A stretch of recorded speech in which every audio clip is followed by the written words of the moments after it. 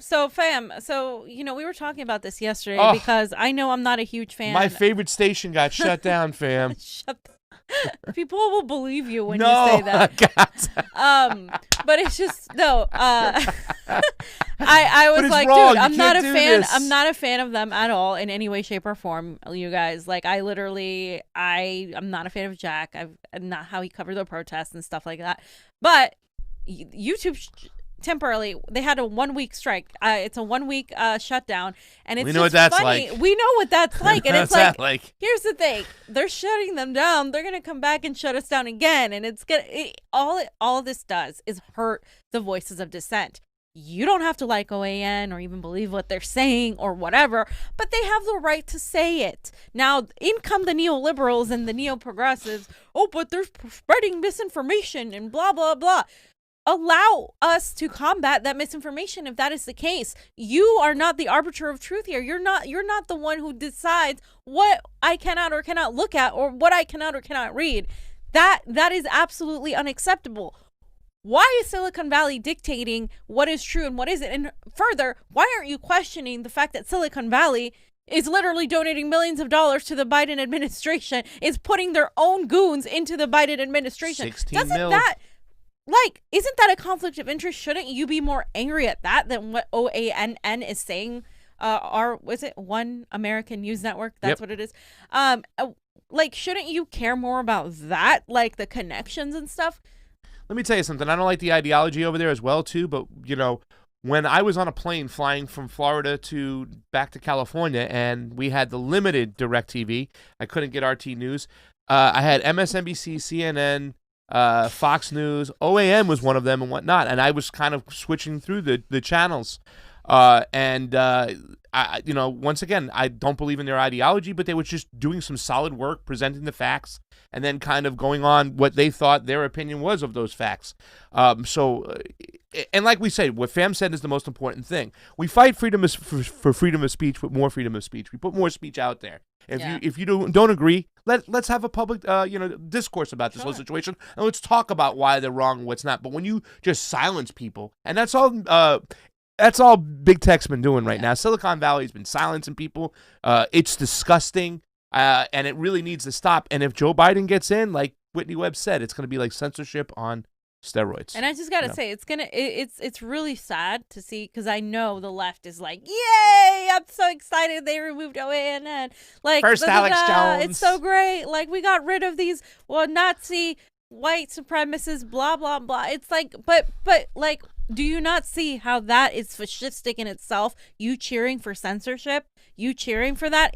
That is Big Brother. That is 1984. If you recall, go read that fucking book again and go watch that movie. It's a very boring movie. The book is much better. But go watch it and understand that we're not heading there. We're already there, and the left is champion. It's cheering for censorship because they don't like how these people think. Well, how the fuck are you going to win anything with ignoring the other side of people, half of America? You're ignoring them. You're putting them on this island. We're never going to win anything. We're never going to get progress because you aren't willing to have a discourse of ideas and show that your ideas are superior. And that's what really fucking sucks to me. I just get so irritated with that. And the people like David Atkins, how do we rewire these people? How do we reprogram these people? How do we what do you mean reprogram these people? How about we just talk to them and stuff? I mean, really, this and some people can't be changed. Mightier than thou, kind of like better than thou, standing on top of my this elitism. It's elitism. Standing on top of my shoebox over here, or whatever, above everybody else, whatnot. Let's talk about your other favorite fam. We know how you love Netanyahu. Bibi. So Bibi. Oh, Bibi. Bibi Netanyahu is nominated for the Nobel Peace Prize. Now, is that the Onion? Wait, is that the Onion? No, that's the Hill. No. No. Wait, say that again. I got to hear that one more. Hold on. Go ahead. Netanyahu, UAE leader, nominated for Nobel Peace Prize. No. Yes. No. Why are you surprised? They gave Barack Obama, the warmonger, Mr. Cracker-in-Chief, drone-in-chief, deporter-in-chief, Nobel Peace Prize. Why wouldn't they give this other warmonger, imperialist, a Nobel Peace Prize? Like, that's what, hello, kids, this is what I'm saying. the requirement to get one of these is now you have to be a warmonger. You have to be an establishment hack. That's the requirement. If you want the Nobel Peace Prize, please go and be a warmonger. We're living in a joke. Congratulations. Why don't people just wake up to this shit? Like, Why don't you like wake Lori up to this? What's going on? I mean, says. this is ridiculous right now. I mean, even if you like Netanyahu, I'm sure people who like Netanyahu is like, hey, you heard he was nominated for a Peace Prize? What? No. Come on, man. So come on, man. Come on, fam. Come on. Oh. I just clicked on that Oh, one. yeah, okay. Yeah. Mohammed Ben Saeed. That's what I was like, I wanted to read that. Well, he just went out to whatchamacallit too as well. Netanyahu got on a plane and flew out to Saudi Arabia to talk to MBS to talk about what's going on. The fighter jets. Yes, the fighter jets. And also too because some Houthis attacked one of an oil refinery and hit about 10% of it. So the Houthis are like, you know what? We might be dying, might be famish over here. One of the world's worst ever humanitarian situation, but we're going to still continue to fight. And they sent a drone in and hit an oil refinery, knocked about 10% of their production out of that oil refinery. So there's a lot of stuff going on. And, you know, if in fact Biden comes in there, but don't worry, Biden did appoint a Zionist to help out Bibi. So Israel and Saudi Arabia get Nobel Peace Prizes. Like, I mean, these countries. What about Palestinians? Do they get anything? Oh, they just get more sanctions. Throwing rocks. Rocks and yeah. So speaking of fascism. Yeah. While we're on the subject of fascism, Gavin Newsom with his hair. Gavin Newsom and his hair and his freaking attitude decided that he was going to shut down restaurants like I mentioned the other day. This is disgusting. Now, outdoor dining, right? And I'm telling you, outdoor dining, you're wearing your mask still. The waiters are wearing the mask. They're wearing the other thing on top of it. And then you sit down, you're 6 feet apart. They have to take your temperature. They're giving you, what is it, disposable silverware because they're not even using all these things that are happening. Yeah, you don't even reuse. You don't reuse the menu, your no-touch menu and all that. On your phone. All that crap. Yeah, even that wasn't enough, according to Gavin Newsom and the Board of Supervisors, who was divided. But after much debate, a closed-door session with the council voted Catherine Barger's motion. She was a motion to stop the shutdown, right? So they voted to rescind the ban. The vote was 3-2. Hilda Solis, who is a horrible establishment city councilwoman, Sheila Kuhl, and Mark Ridley Thomas, who is iffy, you know, some progressives like him, some don't, voted against the motion. And Barger and Janice Hahn supported it. So this is, again, it was an 11-3 vote past a resolution drafted by Monica Rodriguez asking the county's public health department and supervisors to rescind the order. So, again, everything shut down. But now this is LA County, right? Yeah. This is just LA County. But I wanted to point out some numbers because it's important to look at some of these numbers. And so is everything staying closed or is it open up now? Are they going to be able to? Does a motion mean it was voted against? The motion was to reopen outdoor dining? No, the motion was voted down. So therefore, we're still shut down. You're still shut down in outdoor LA dining is still not allowed. Correct. So outdoor. Yes. No outdoor. singing. There was never any indoor because we never got there. So there's nothing. So like now you can only do takeout. That's it. Right. And that's going to put people out of a job. The bussers, the runners, the servers, the bartenders. Alcohol, though. We can deliver alcohol. You can get alcohol. It's going to be more expensive. Who do you go to deliver these things? Corporations, right? Uber, Grubhub, Amazon. And they're expensive. They're not cheap. They're not cheap. It's corporations. They're putting down small businesses to prop up these corporations. That's what's happening, you guys. They're trying to get rid of all these poor people. That's what's really going down. So Peter Pham, the LA restaurants were 3% of non-residential setting spread. So shut them down. The food industry lost over 100,000 jobs. It was 400,000 employed. Now it's 300,000. LA County has 613,000 on unemployment, up from 221,000 of last year.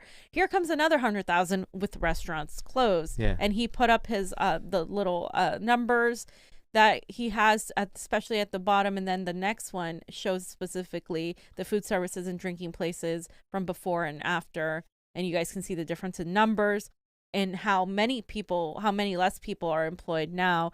And he also has the unemployment data if you check at the labor marketing the website he put up.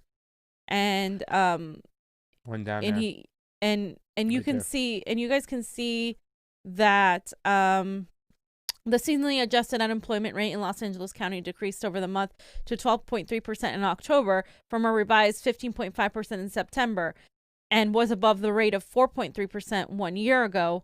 Civilian employment increased by 277,000 to 4,454,000 in October of 2020, while unemployment decreased by 144,000 to 622,000.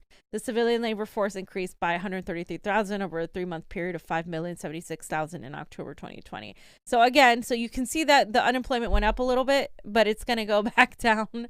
Yeah. I mean, it went down. It's going to go back up as these people become unemployed. Can I say something real quick? Sure. This is the shit though. Like, why? It kind of is upsetting when you see Donald Trump come out there and talk about. He had a little small, quick announcement just to come out and say, "Hey, do you guys know that the stock market's above 30,000 for the first time ever?"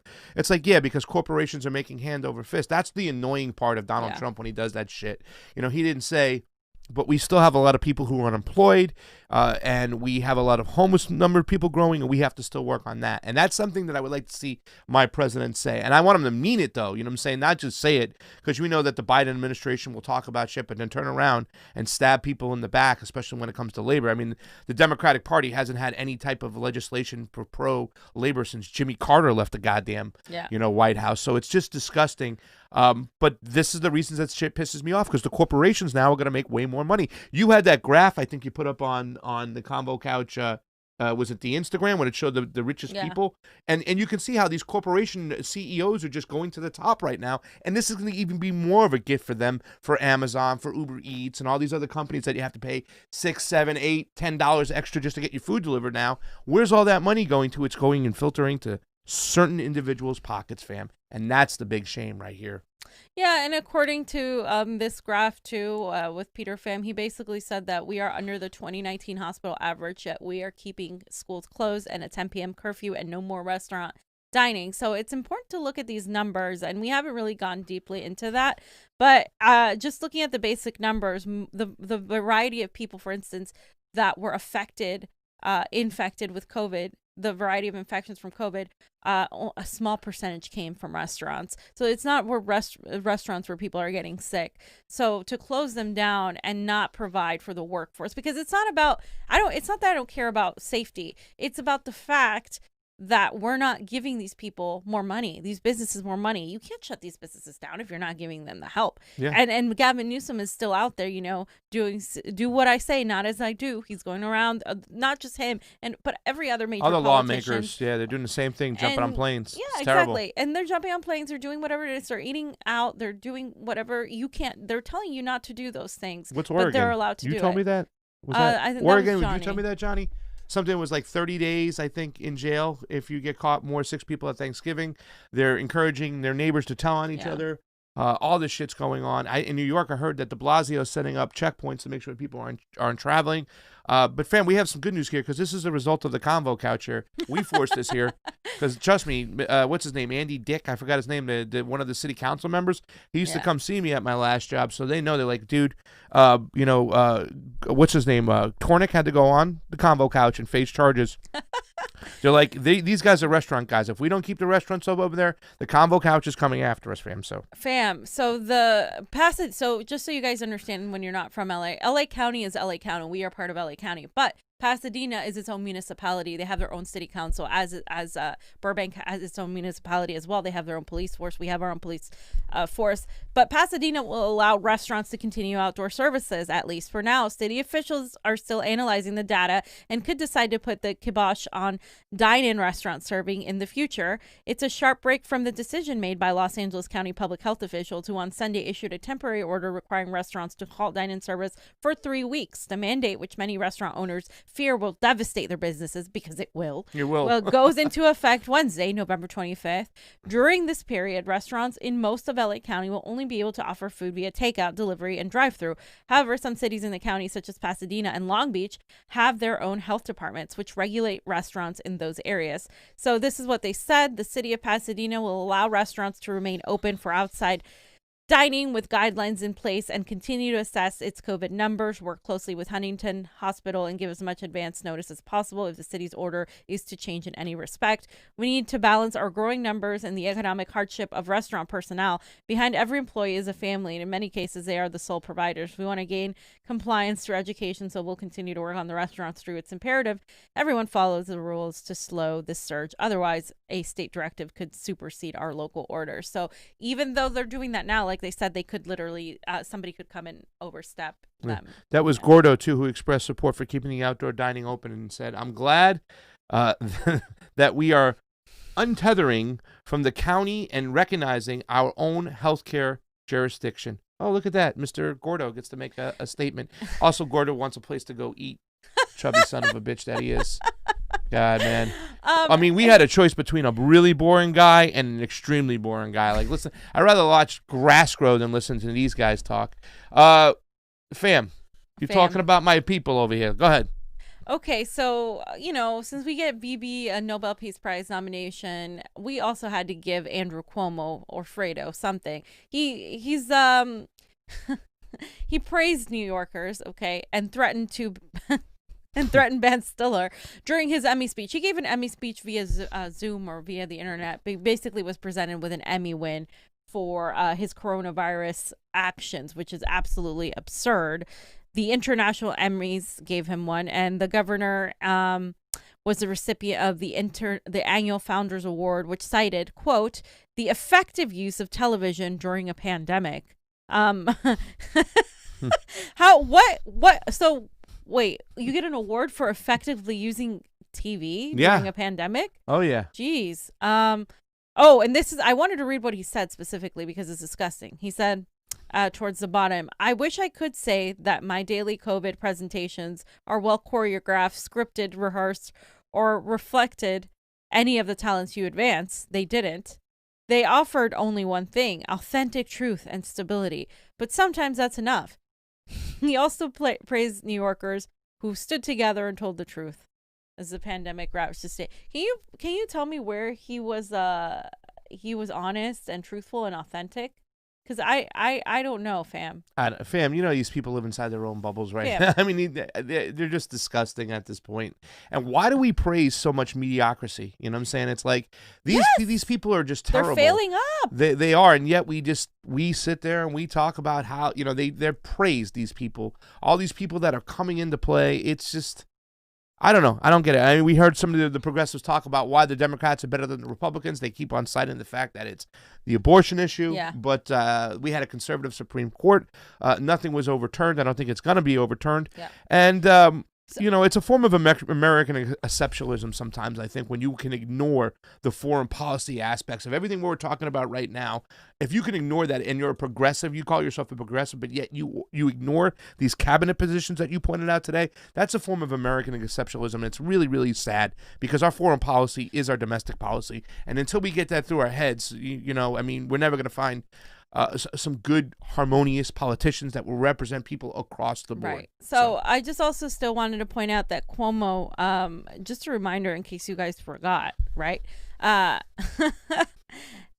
did literally cut Medicaid. Like during the time of coronavirus and right before, his whole plan was to cut Medicaid despite the horrific COVID-19 outbreak. And if you can just put that up, Johnny, there's that picture I wanted to put up. Earlier this year, Cuomo impaneled what is called a Medicaid redesign team to slash Medicaid spending in New York after a $6 billion budget shortfall, driven largely by rising Medicaid costs, became evident in late 2019. So again, he had the whole issue with the gutting Medicaid, and he also had the issue with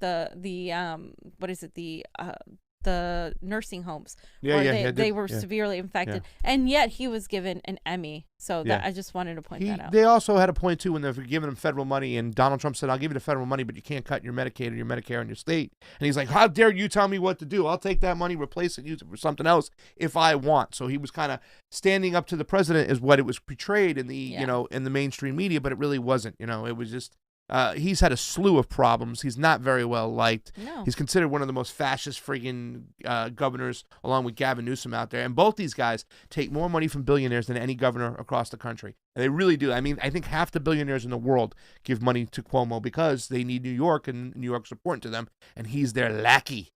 So. Absolutely, fam. So what do we got here, fam? We got Flynn. Oh, whoa. So Johnny got a tweet up, though. I think this tweet was happened right when we started. Look what he says. Yes. It is my great honor to announce that General Michael T. Flynn has been granted a full pardon. Congratulations to General Flynn and his wonderful family. I know you will now have a truly fantastic Thanksgiving. I don't know if that was a good Donald Trump, but I tried to do the whole. No, that was good. I mean, that is it. That's it. I mean, this happened right when the show started too, fam. So I mean, we didn't even have this tweet because initially we had Trump. Trump is said to, according to New York Times, CNN, MSNBC, all the mainstream media he said to pardon. And then of course the only media that reported that he was pardoned was the right wing media, Justin News, and they said that Trump pardoned Flynn. And then of course we were verifying with the tweet that Johnny put up.